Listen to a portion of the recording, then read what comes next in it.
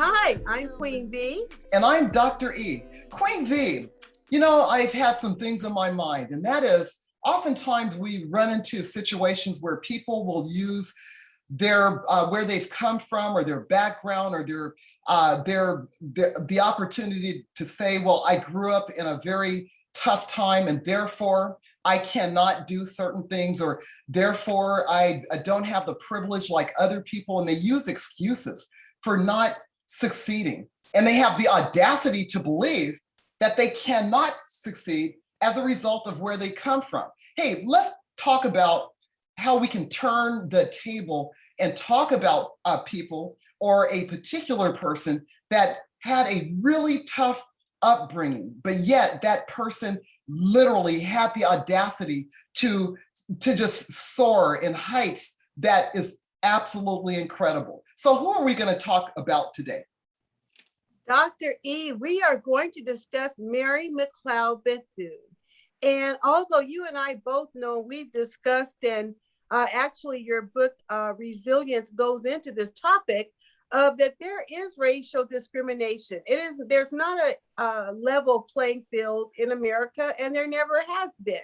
However, we cannot let our achievements, our goals, our missions be subject to the whims of others. And I just love Mary McCloud Bethune because she had every excuse in the world, Dr. E, not to succeed. She was one of 17 children. I believe she was actually the youngest of 17, born to parents that were former slaves. And yet she, by the just sheer grit and the grace of God, developed into one of the most influential women in America, period, of any race. She was a confidant of Eleanor Roosevelt. Her accolades and her accomplishments are epic. And so I am just so impressed that she is our story of audacious character for this series.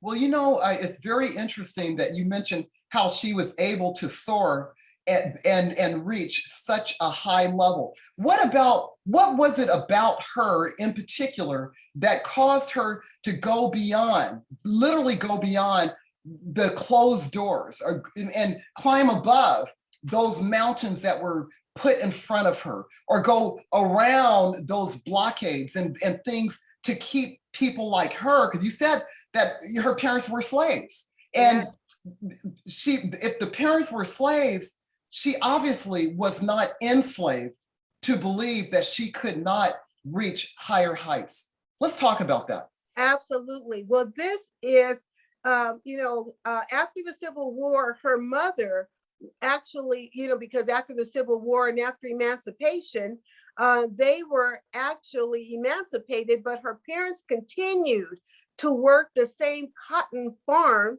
where they had all of those years, because that's all they knew. But they worked it until they could buy it. But imagine, she was such a hard worker, because what people don't understand is that this is a time before they had child labor laws. There was nothing to protect children, and certainly not the children of slaves or former slaves. So the children, from the time they were able to walk and participate, they were out in the fields. She became so proficient. This is Mary McCloud Bethune. She became so proficient at picking cotton that she could pick 250 pounds of cotton herself a day at the age of 9 years old. And picking cotton is very painful. There are a lot of pricks. Their hands would end up being bleeding and everything else. It was a hard knock life. But what I love about her story, and so many post-emancipation slave stories, is that Dr. E, our people had such a desire to prove themselves and to push our people forward. And they knew that education was the way to do that. They already had a 400-year history of being hard workers. So the work ethic was already in them, but they had the passionate desire for us. And I believe that that is why we do what we do, you and I, Yeah. because the onus on us is to make their sacrifice worth it. I think every single day about what our foreparents went through and what they endured. And they didn't see the glory of what they sacrificed for, but their vision was for us. Their highest aspirations were for us. And so I am just so thrilled that she is our story of audacious character today. Well, you know, Queen V, you're bringing up some really important points, and that is, you know, I'm a college professor, and I've talked to students, literally thousands of students over the years, and I've always told them, okay, reach high, aspire to be whatever it is you want to be, but don't be afraid to start at the bottom and work your way up. And too often, people think, well, if I can't be my dream right now, I'm never going to get there. I just can't work at a particular store or in retail or whatever. But I'll tell you a true story. And that is, I know of a person who has a really super good job right now as a result of working at a car wash. Now, you know, these car washes, the drive-through car washes where people can stand up and watch the workers, you know, polish the car and buff the car and dry the car and things like that. This particular young man, well, now I'll just say he's grown up or whatever, but at the time he was a young man. And every car that he was assigned to dry and to do the detailing, he worked on that car as though it was his own. And it just so happens that there was a particular customer that watched the way he worked, and she loved how he put all the details. I mean, you know how you just spit shine and you start buffing and polishing like your own car or whatever. He did all of that with her car and to her car. And she observed, saying, this young man can't be making more than minimum wages, but his work ethic really showed. He worked that job as though that was the only job he will ever have for the rest of his life. Well, to make a long story short, she was married to the president of a firm, and I will not name the firm. She told the husband about this man's work ethics, and guess what? He was called in for an interview. He got a job, and that became his career. And so I tell my students that what you got to do, you got to work hard, and you got to work smart, and don't be afraid to put that little extra elbow grease in there. And that's what you're talking about as far as Mary McCloud Bethune. She worked those cotton fields, and she did all the labor that it took to probably be the best picker out there. But that same behavior transfers into other things. And so if you do not believe that you have the job of your dreams, hey, you know what? Somebody might recognize you. Yeah. Now, over the years, I've had several student assistants, and I don't pick them based on someone giving me an application. I would pick my student assistants based on their performance in my class. And you know what? They didn't have to be the A student.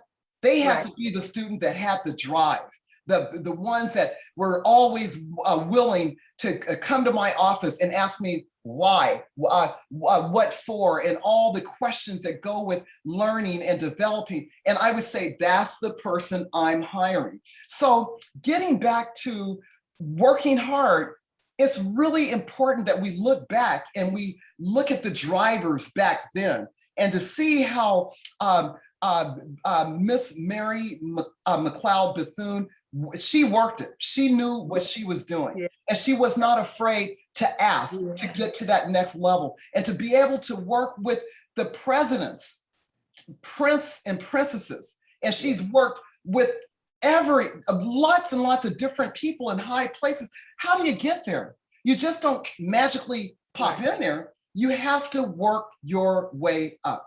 And let me say this, and then I'm going to be quiet because I know that you have a lot to say as well, is that we have to remind people, we live in a world where, this popcorn society, just microwave society, everything instant. You want it right now. You want to be able to have it instantly. But we have to remind people that hard work, that grit, that determination is so important to getting to where you need to be. For example, let's talk about how we created our podcast. We didn't just wake up one morning and say, hey, let's just get online and we got a podcast. It did not happen that way. We had to do our research. We had to do, as I call it, we had to be lucky, had to have a little light, work under the, work with the labor under correct knowledge. We had to do that. And we had to do it over and over and over again. And even though it delayed our first podcast from several weeks ago, that was okay because we had to work at it. So I said a mouthful, Queen V, but relating these stories from the past and bringing it to where we are in the present is so important because history does repeat itself. And I just know that there are so many people that work under the correct knowledge, they labor under the correct knowledge, and they finally see their dreams come to fruition. What do you have to say about that? Oh, I absolutely agree. And, there is a saying that how you do anything is how you do everything.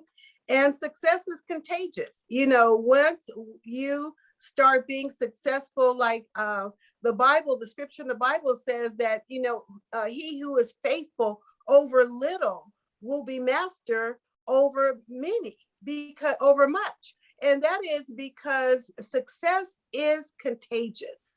Being audacious enough to be excellent. If you are excellent enough, you cannot be ignored. And that's what happened with Mary McCloud Bethune.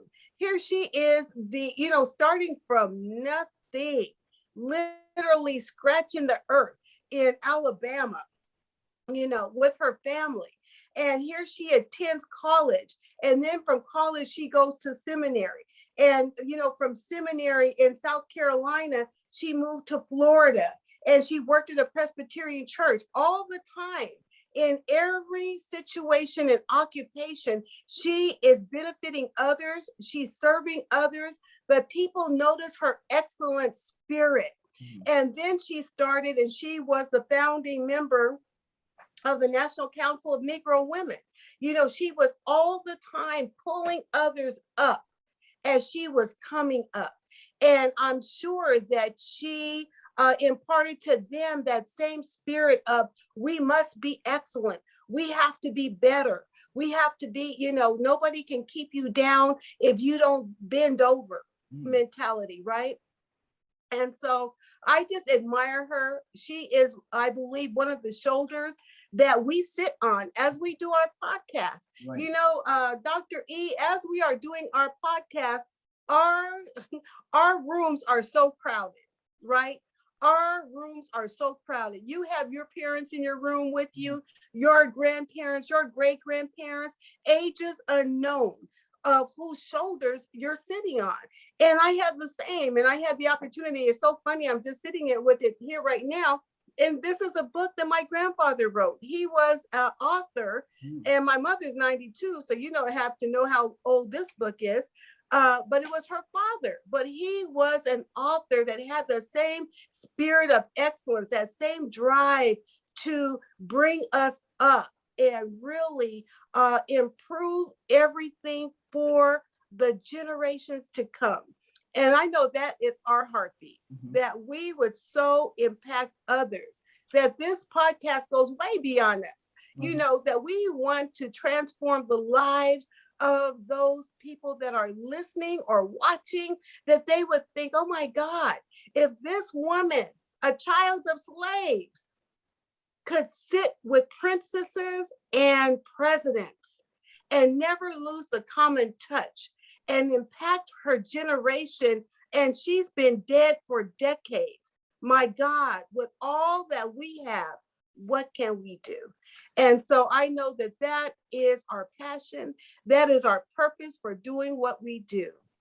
Well, thank you, Queen V. Well, how do we honor and hold up the sacrifices that our forefathers and foremothers and people like Mary McCloud Bethune, how do we hold up their sacrifices, and then what do we need to do right now as far as moving forward? You know, one of the great things that I think we need to do is, fortunately for social media, we know it's a great blessing. We're on it, we utilize it.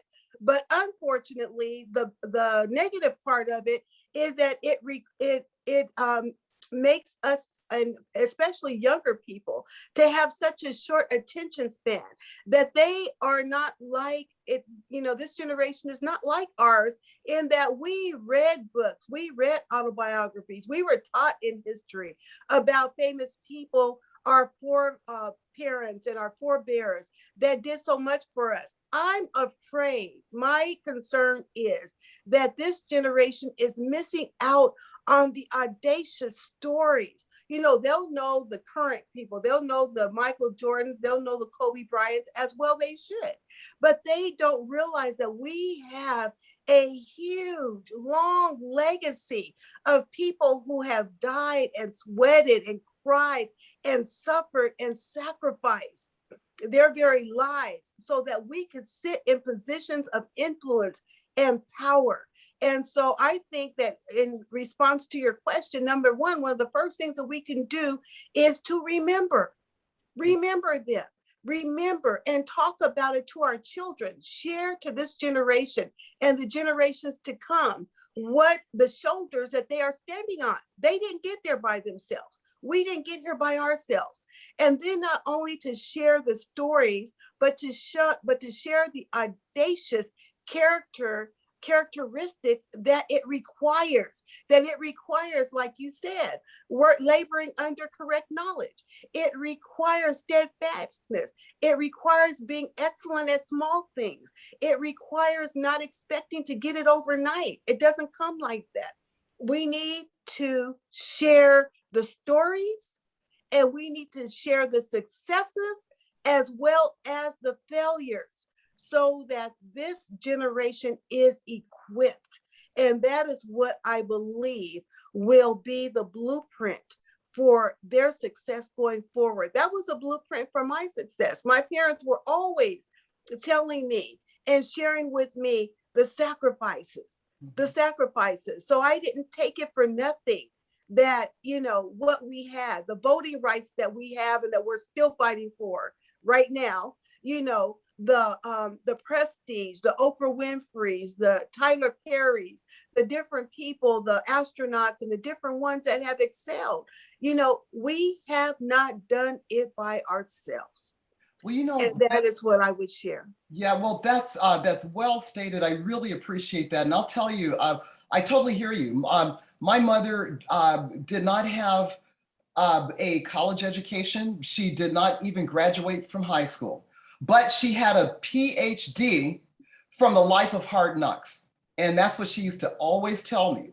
But she guided me my entire life to get where I am today. And so I stand on her shoulders. She always said, Marilyn, I'm living my life vicariously through you, because she did not have the means or the opportunities or anything else that I had, but she made sure that what she was lacking, I could live my life and I can actually help build someone else's life. And through her, standing on her shoulders, like you said, we're in a room right now full of angels, full of people that you know, I could never sleep making an assumption that I did it by myself. No, I did not. But my mother is my driving force. It's because she gave up so much so that I could have. And she was so proud when I got my doctorate degree. You would swear that she got a doctorate degree, you know, because she was there the whole time clapping for me and doing everything else. But it wasn't easy, Queen V. And I'll just say this.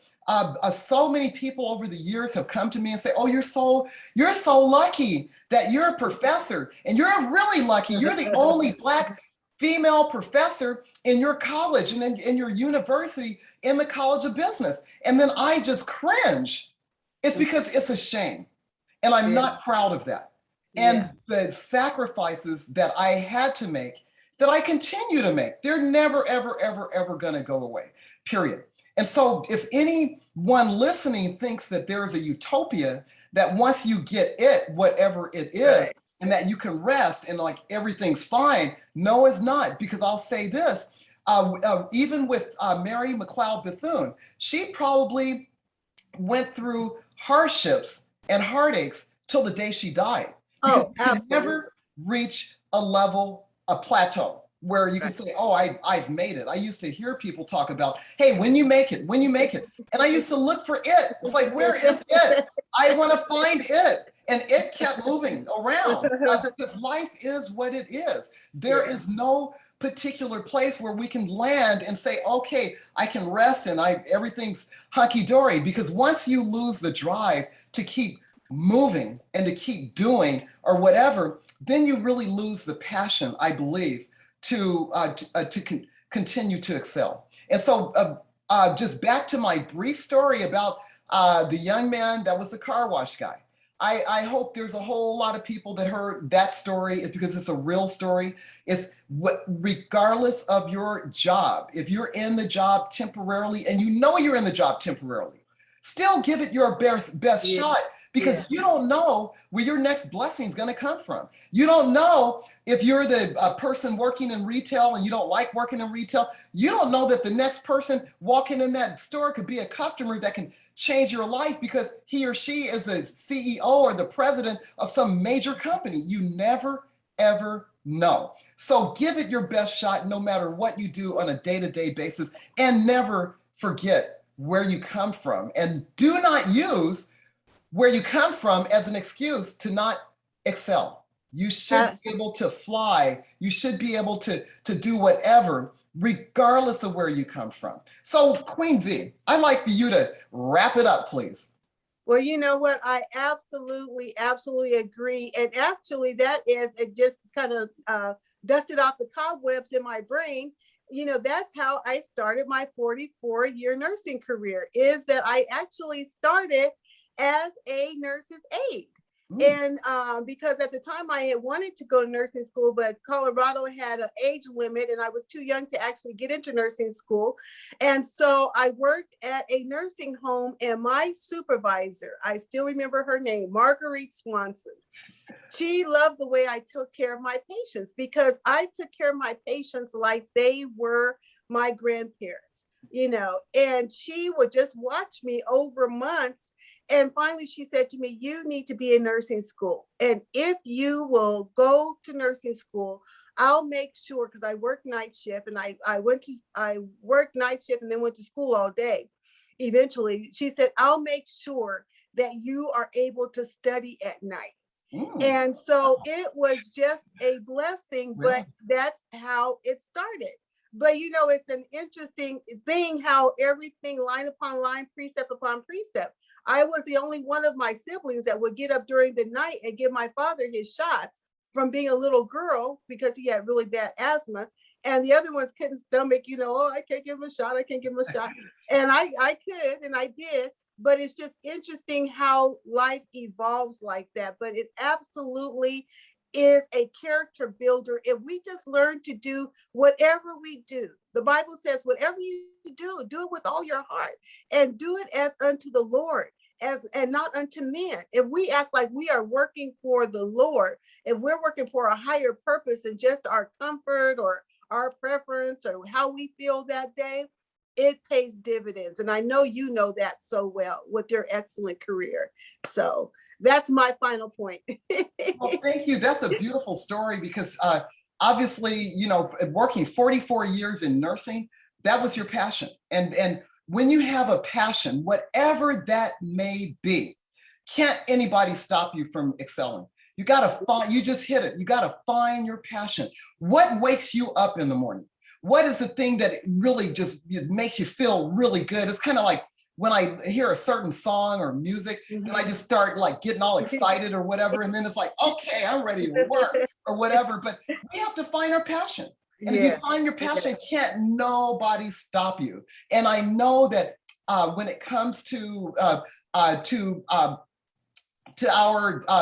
Mary McCloud Bethune, she found her passion. She was an entrepreneur, and she knew how to work it. She knew how to communicate effectively. She knew how to feel calm even in the storm. She knew what to do, and she was a people builder. She knew how to serve others and yet build up others in the process. So, hey, Queen V, this was wonderful talking about our topic for today. Any final thoughts before we say goodbye to our listening and viewing audience? Just that our hopes and our prayers are that everyone that is viewing or listening would find within them the audacious character, a strength of character, because that is what is required to be successful. No matter what, like you said, every day is not going to be rainbows and unicorns. Life is not like that.